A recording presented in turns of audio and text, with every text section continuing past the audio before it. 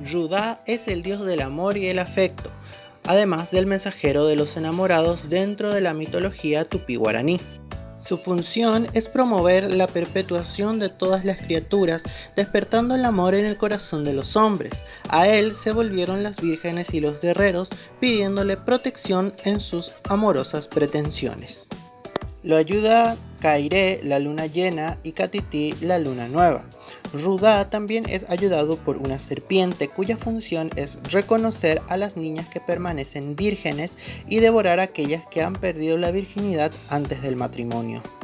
Este dios nace cuando Cuarajı, el dios que personifica al sol, completamente enamorado de la luz de Yazı, le ruega a Tupá que cree un mensajero de amor con él que comunicarse, y así nace Rudá.